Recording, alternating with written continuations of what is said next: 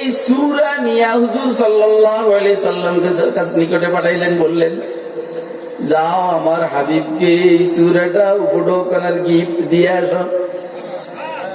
এবার হাবিব বুঝবে নিলাম কি দিলাম কি, বুঝে না কথা, নিলাম কি দিলাম কি, নিশি কম দিছি বেশি, নিশি ছেলে দিছি কি, এটা একটু পরে বলি দোস্ত হাবাব। আল্লাহু আকবার, বলেন আল্লাহু আকবার। কথা আমি অন্যদিকে চলে যেতে আছে, এটা পরেই বলি। হুজুর সাল্লাল্লাহু আলাইহি সাল্লামের ছেলেগুলোকে আল্লাহ নিয়ে গেলেন কেন? এটা একটা প্রশ্ন, প্রশ্ন না ভাই?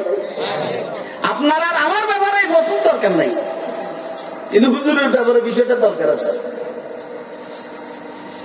আসলে হুজুরের ব্যাপারে সারা উম্মতের আকীদা, বিশ্বাস, হুজুর সাল্লাল্লাহু আলাইহি সাল্লামের পরে আর কোন নতুন নবীর আগমন ঘটবে না, আসবনি কয় না?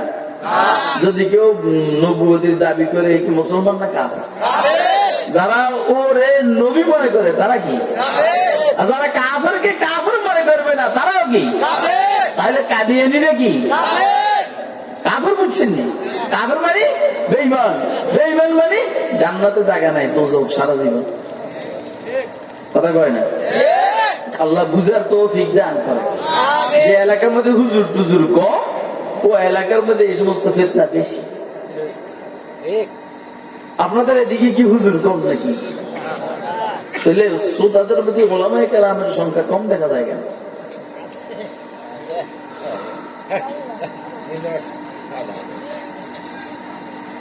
হুজুর সাল্লাল্লাহু আলাইহি সাল্লামের ছেলেগুলোকে আল্লাহ ছোটবেলায় নিয়ে গেছেন। আব্দুল্লাহ ইবনে আব্বাস রাদিয়াল্লাহু তাআলা আনহুমা বলছেন, এটা হচ্ছে আব্দুল্লাহ ইবনে আব্বাসের ইজতিহাদ, গবেষণা, হিব্রু হাদিল উম্মাহ। আল্লাহ ওনাকে কোরআনের ইলম দান করেছেন, কোরআনের সমুজ দান করেছেন, কোরআনের তাফসীরের ইলম দান করেছেন আব্দুল্লাহ ইবনে আব্বাসকে। উনি বলছেন, দেখেন রাসূল আকরাম সাল্লাল্লাহু আলাইহি সাল্লামকে আল্লাহ ছেলে দিয়েছেন, আব্দুল্লাহ, কাসেম, ইব্রাহিম। বাবা বসো বসো, আমার সামনে এসো, তোমার তো বউ নেই, তুমি তাড়াহুড়া করে কেন? ওই যে বুড়া বুড়ি আছে, জোয়ান মূর্তি আছে, এটা জানি না। এই জন্য আমি আগে জিজ্ঞেস করতে বসবেন না, রাত্র বেশি তো। আল্লাহু আকবার। আব্দুল্লাহ ইবনে আব্বাস রাদিয়াল্লাহু তাআলা আনহুমা বলেন, আল্লাহ রসুলের ছেলেগুলো যদি জীবিত থাকতো, খোদা না করুক হুজুরের ছেলেদের থেকে যদি কেউ বলতো আমি যেহেতু পয়গম্বরের ছেলে তো আমি পয়গম্বর, ডাক্তারের ছেলে ডাক্তার, ইঞ্জিনিয়ার ছেলে ইঞ্জিনিয়ার, ব্যারিস্টারের ছেলে ব্যারিস্টার, কথা কয় পয়গম্বরের ছেলে পয়গম্বর, আল করিম ইবনুল করিম ইবনুল করিম ইবনুল করিম, ইউসুফ ইবনু ইয়াকুব ইবনে ইসহাক ইবনে ইব্রাহিম, আল করিম ইবনুল করিম ইবনুল করিম ইবনুল করিম, ইউসুফ ইবনু ইয়াকুব ইবনে ইসহাক ইবনে ইব্রাহিম।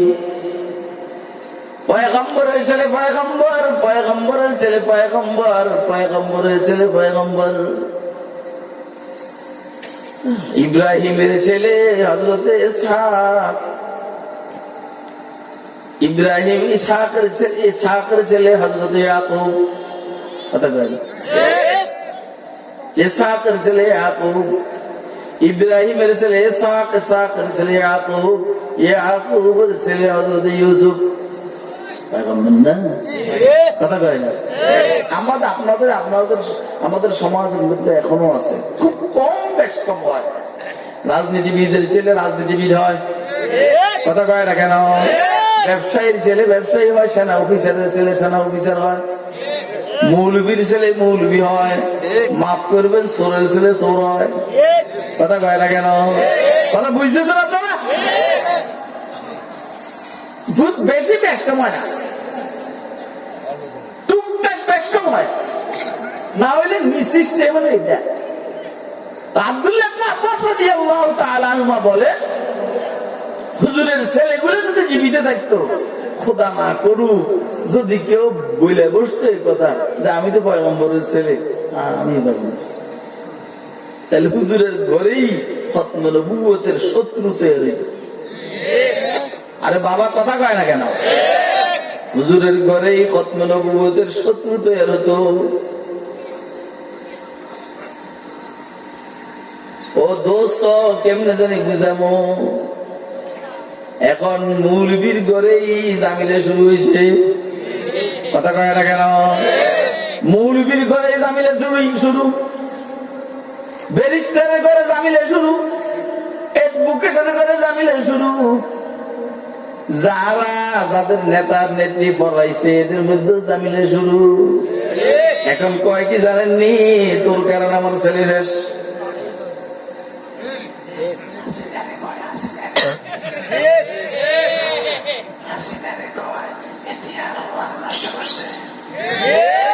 আপনারা আমার কথা বুঝতেছেন না?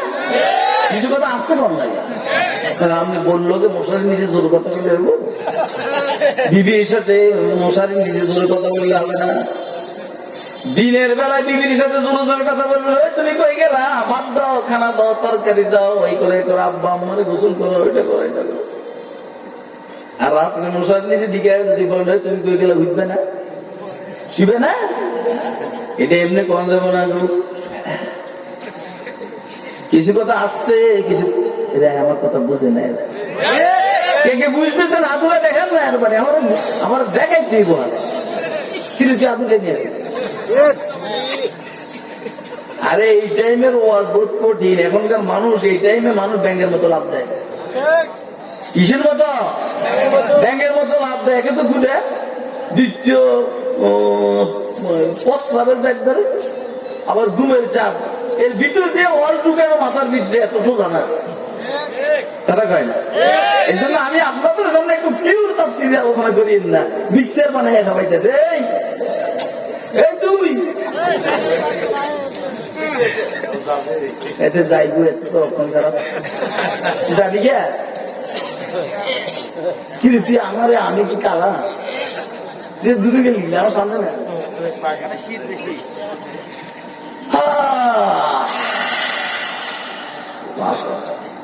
মাসুল দিয়ে একজন যায় আবার আসে,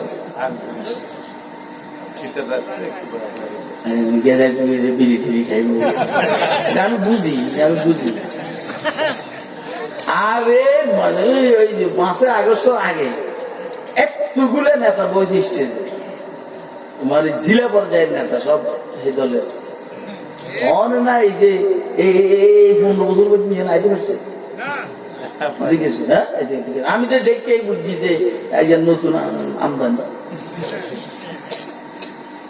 এই কত এখন কিছুক্ষণ বসে আমার আমরা একটু বাইরে থেকে ঘুরে আসি, আমি বুঝ দিছি বাইরে যে কিছু ভাই 5 ঘন্টা বসে রয়েছি, কিন্তু টাইমতে পারিনি।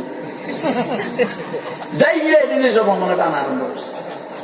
তো ঠিক আছে, আপনারা যারা গেছেন তাইলে দুইটা আবার আসেন। কথা কয় না কেন? তাইলে দুইটা আবার আসেন। আল্লাহু আকবার। দোস্ত আবার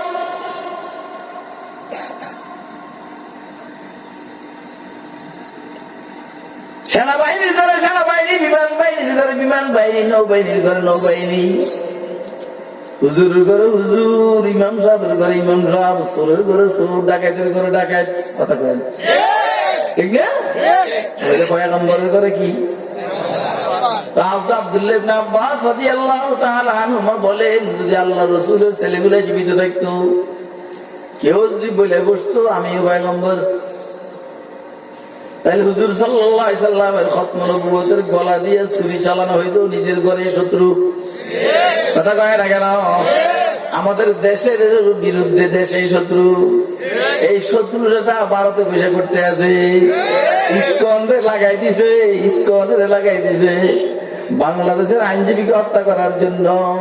যেমন যেন চিটাগের সবাই মিলা সংখ্যালঘু হিন্দুদের উপর আক্রমণ করে, আর ভারত আক্রমণ করে সংখ্যালঘুদের আক্রমণকে ঠেকাইবার জন্য ফাঁকে দিয়া শেখ হাসিনা ঢুকতে চাইছিল। আর আলহামদুলিল্লাহ আমাদের দেশের মানুষ বড় ভদ্র, বুঝে ফেলছে এদের গোলা পানিতে মাছ শিকার করতে দেওয়া যাবে। আপনারা কি আমার ওয়াজ বুঝতে আছেন? কে বুঝতে আছেন হাত তুলে দেখেন না।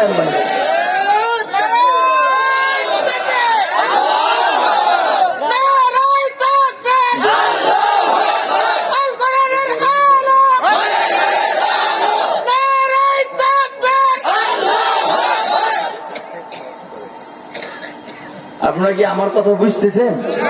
হ্যাঁ, মিডে মিডে কথা এটা আমি পারি।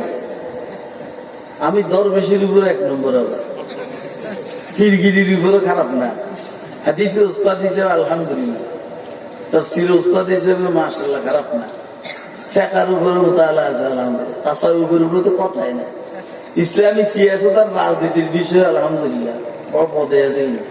এনে তো লিখে দিয়েছে আমি রাজনীতি চাইবো বাংলাদেশ।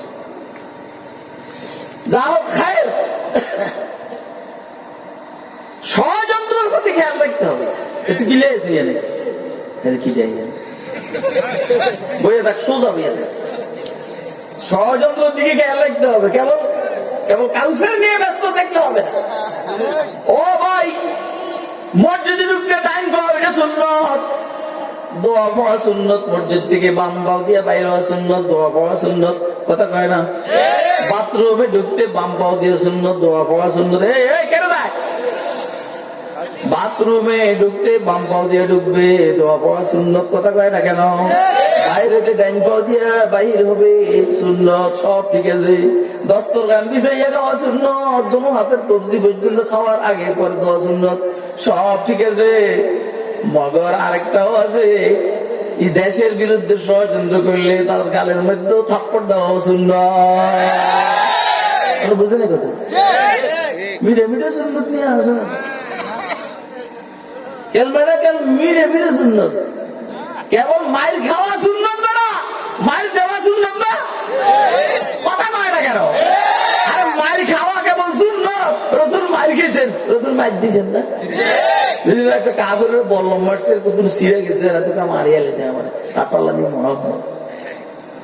वो नबूवत है मुसलमान के लिए बरगे हशीश, वो नबूवत है मुसलमान के लिए बरगे हशीश, जिस नबूवत में नहीं कुव्वत व शौकत का पयाम,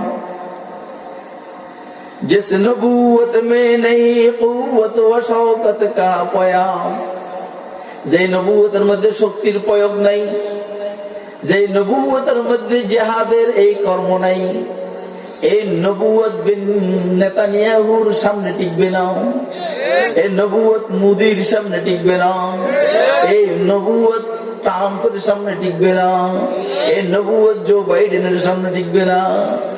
যখনই কাফেররা বেষ্টন করবে, তো রসুলের তরবারি নিয়ে আক্রমণ করার যে সুন্নত, রসুলের বল্লম মারার যে সুন্নত, রসুল সাল্লাল্লাহু আলাইহি সাল্লামের গোলাম আলার যে গোলাম গোলাম, এখনকার তো তলোয়ার নেজা মেজা নাই, হ্যাঁ, এখনকার অস্ত্র, তখন হুজুর অস্ত্র ব্যবহার করছেন, এখন হুজুরের উম্মতরা কাফের বেঈমানদের বিরুদ্ধে অস্ত্র ব্যবহার করবে প্রয়োজনে, এটা সুন্নত না? আরে কথা কয় না কেন? হুজুরের মিলে মিলে সুন্নত নিয়ে আলোচনা নিয়ে আপনি খেত খামারে গিয়ে কাজ করবেন, ভালো ভালো তো রসুল কাজ করছেন না? ব্যবসা করবেন, রসুল ব্যবসা করছেন না? ব্যবসা ফাঁকি ঝুঁকি দিছে, হুজুর ধরছেন না? দেখছো কথা কয় না কেন? ধরছেন নেই? হুজুর জিহাদের ময়দানে গিয়ে মাইক দিছেন না? আবার বসে বসে সুবহানাল্লাহ বলছেন না?